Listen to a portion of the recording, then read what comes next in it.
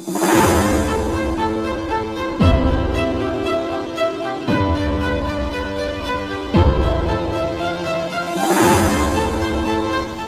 दोस्तों, स्वागत है आपका परीक्षा कोचिंग सेंटर के एक और बेहतरीन वीडियो में। आज की वीडियो में हम बात करेंगे क्लास 9 के फिजिक्स के तीसरे लेसन पदार्थ का दबाव, गठन और उसका गुण। पदार्थ जो होते हैं वो क्या होगा, सबसे पहले आपको ये समझना होगा पदार्थ क्या होता है। बात अगर पदार्थ की करें तो आप अपने आसपास कई तरह की चीज़ों को देख सकते हैं। ये चीज़ें आपकी पेंसिल हो सकती है, आपका पेन हो सकता है, आपका मोबाइल फ़ोन हो सकता है। ये तमाम प्रकार की चीज़ें जो आप देख सकते हैं वो हर एक प्रकार की चीज़ पदार्थ कहलाती है। इसके अलावा हम लोग कई चीज़ों को जिसको हम देख नहीं सकते, जैसे कुछ गैसीय पदार्थ होते हैं, हवा होती है, गैसें होते हैं, hydrogen, helium, carbon dioxide, oxygen, ये गैसें होती हैं। इन गैसों को भी हम देख नहीं सकते लेकिन ये होती है, तो ये चीज़ें भी पदार्थ हैं। अर्थात पदार्थ की परिभाषा की अगर बात की जाए तो पदार्थ का परिभाषा हम इस प्रकार देंगे कि जिन वस्तुओं में भार हो, आयतन हो और जिनमें एक जड़ता का गुण हो तथा जिन्हें हम अपनी ज्ञान इंद्रियों द्वारा अपने आँख, नाक, कान इत्यादि चीज़ों से महसूस कर सकते हैं, इन तमाम चीज़ों को हम पदार्थ कह सकते हैं। तो ये तो होगी पदार्थ की परिभाषा। अब हम लोग समझेंगे पदार्थ कितने प्रकार का होता है, क्योंकि इस चैप्टर में पदार्थ के प्रकार को समझना बहुत ज़्यादा जरूरी है। पदार्थ जो होता है वो 3 प्रकार का होता है। पहला होता है ठोस, दूसरा होता है द्रव और तीसरा होता है गैस।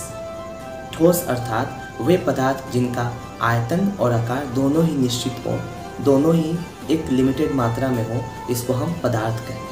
इस पदार्थ को हम ठोस पदार्थ कहेंगे। जैसे कि मोबाइल फ़ोन, जैसे कि जमा हुआ बर्फ़, इनका जो आकार होता है वो भी एक निश्चित आकार होता है और इनका जो आयतन होता है, मतलब जो इनके घेरने की जो जगह होती है वो भी निश्चित होती है। इस प्रकार ये एक ठोस पदार्थ हो गए। दूसरा पदार्थ का प्रकार होता है द्रव्य। द्रव्य यानी तरल पदार्थ, वे पदार्थ जिनका आकार और आयतन दोनों की बात की जाए तो आयतन तो निश्चित होता है लेकिन इनका आकार कभी निश्चित नहीं होता, तो ऐसे पदार्थों को हम लोग तरल पदार्थ या द्रव्य पदार्थ कहते हैं, लिक्विड पदार्थ कहते हैं। जैसे कि पानी हो गया, तेल हो गया, दूध हो गया, ये सभी चीज़ें एक द्रव्य पदार्थ है। इसके अलावा तीसरी जो पदार्थ होती है गैसीय पदार्थ, अर्थात वे पदार्थ जिनका ना तो आकार निश्चित हो ना ही आयतन निश्चित हो, दोनों में से कुछ भी निश्चित नहीं होता है, उसको हम गैसीय पदार्थ कहते हैं। जैसे कोई गैस या कोई स्प्रे, कोई स्प्रिट, यानी कि इनका जो आकार आयतन होता है वो कभी भी निश्चित नहीं होता है। इस प्रकार दोस्तों हम लोगों ने पदार्थ को समझ लिया और पदार्थ के प्रकार को समझ लिया। अब हम लोग बात करेंगे दबाव के बारे में, क्योंकि चैप्टर का मेन पहलू यही है, दबाव क्या होता है। जितने भी प्रकार के पदार्थ होते हैं वो सभी पदार्थ दबाव डालते हैं, चाहे वो ठोस हो, चाहे वो द्रव्य हो, चाहे वो गैस हो। इससे दबाव को समझना बहुत ज़्यादा जरूरी है। और दबाव की परिभाषा हम लोग इस प्रकार देंगे कि प्रत्येक पदार्थ अपने इकाई क्षेत्रफल पर जो बल लगाती है वही उसका दबाव कहलाता है। मान लीजिए कि ये हमारे हाथ में ये एक पदार्थ है और इस पदार्थ का एक क्षेत्रफल है, इसका एक आकार है, इसका एक क्षेत्रफल है, और अपने इस इकाई क्षेत्रफल पर, जैसे कि इसका पूरा जो क्षेत्रफल है उस क्षेत्रफल पर तो सब कुछ क्षेत्रफल पर दबाव लगा रही है, लेकिन इसका जो इकाई क्षेत्रफल इतना क्षेत्रफल है, इस पर जितना दबाव लगा रही है वही दबाव उसका वही बल उसका दबाव है। मतलब मान लीजिए कि इस पदार्थ का जो क्षेत्रफल है वो आपका हो गया 10 न्यूटन मीटर स्क्वायर, और ये जो पदार्थ ये बल लगा रहा है 10 न्यूटन का, ये ज़्यादा ही हो गया इसके लिए, लेकिन ये 10 न्यूटन का मान लीजिए बल लगा रहा है। यानी कि इसकी इकाई क्षेत्रफल का जो बल होगा वो होगा, दबाव निकालने का फॉर्मूला होता है बल बाई क्षेत्रफल। यानी बल हो गया टोटल 10 न्यूटन और क्षेत्रफल हो गया इसका 10 मीटर स्क्वायर, यानी इसका जो दबाव होगा वो होगा 1 न्यूटन मीटर स्क्वायर।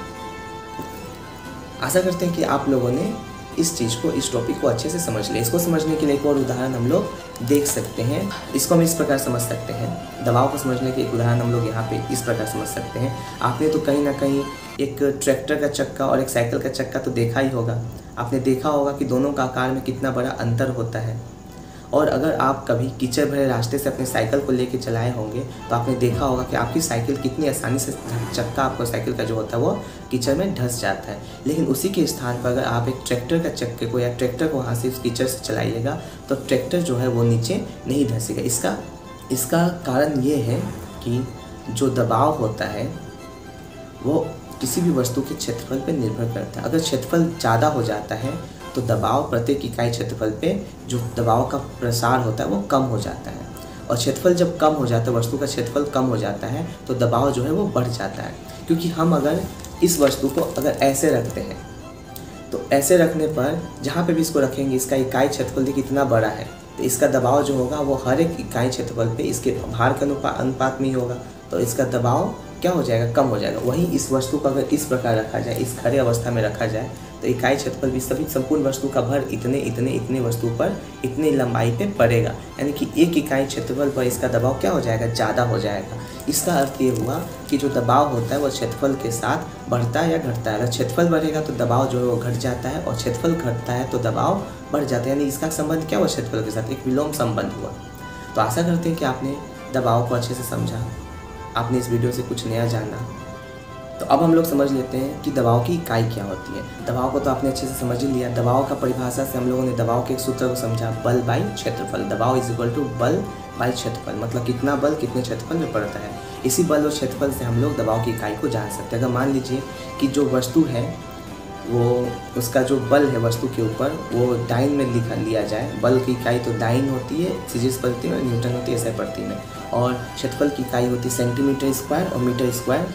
इसी तरह से जो आपकी दबाव का जो इकाई हो गया सीजीस पद्धति में हो गया डाइन प्रति सेंटीमीटर स्क्वायर, और एसआई पद्धति में दबाव की इकाई होगी न्यूटन प्रति मीटर स्क्वायर। ओके, इस प्रकार से इसके हम लोगों ने दबाव की इकाई को भी समझ लिया। अब हम लोग आगे समझेंगे द्रव्य के बारे में। द्रव्य क्या होता है और ये किस प्रकार से वस्तु पे दबाव डालता है।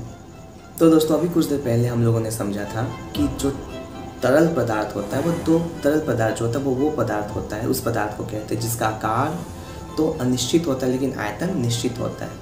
लेकिन इसमें एक गुण होता है, तरल पदार्थ दो प्रकार के होते हैं, एक जल्दी से प्रवाहित होने वाले तरल और एक धीरे धीरे प्रवाहित होने वाले तरल।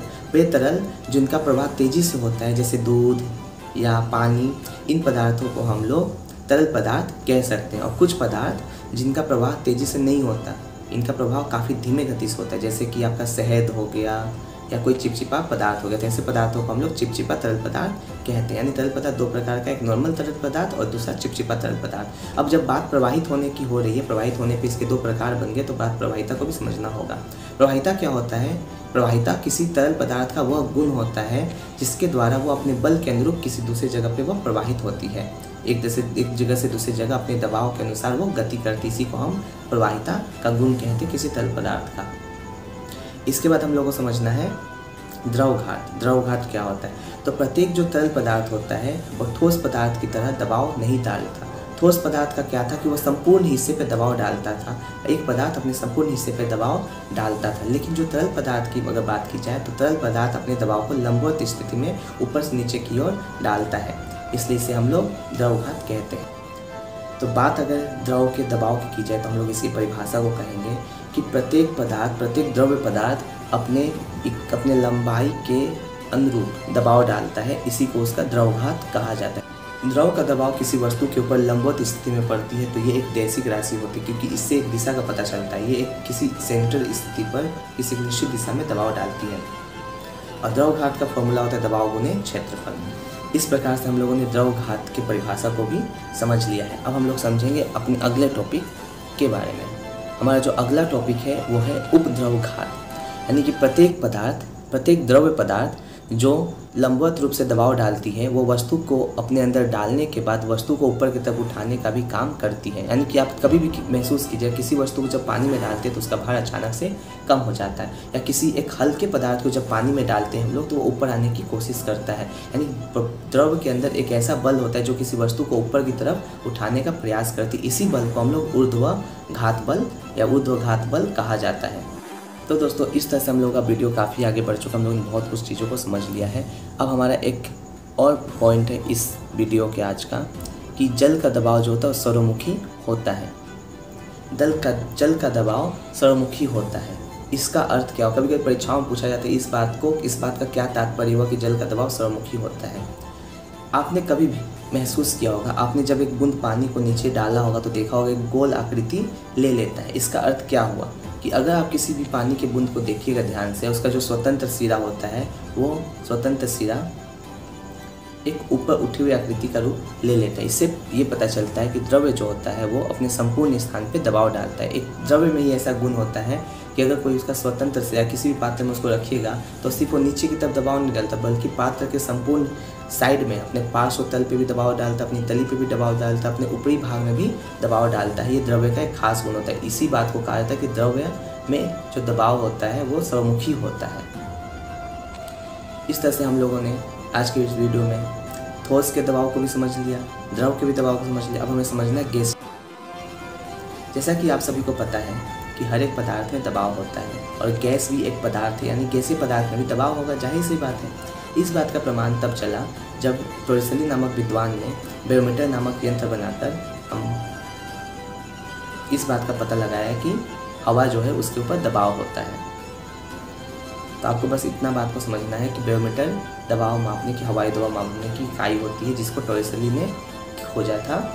और इस यंत्र से हम लोग वायु के दबाव को भी माप सकते हैं। इसमें यही बात आपको जाननी होगी कि हम लोग जितना ही ज़्यादा वातावरण में ऊंचाई पर रहते हैं हवा का दबाव उतना ही कम होता है, और जितनी ज़्यादा हम लोग ज़मीन के करीब रहते हैं और समुद्र की सतह पर रहने पर वायु का दबाव सबसे ज़्यादा महसूस किया जाता है। तो दोस्तों, आज के वीडियो में हम लोगों ने बहुत सी चीज़ों को समझा। आप इन सभी चीज़ों को अच्छे से रिवीजन कीजिए, अपने कॉपी में नोट डाउन कीजिए, और अगले वीडियो में हम लोग मिलेंगे तो आगे के चैप्टर को हम लोग समझेंगे। तब तक के लिए जय हिंद, जय भारत। स्वस्थ रहिए, सुरक्षित रहिए।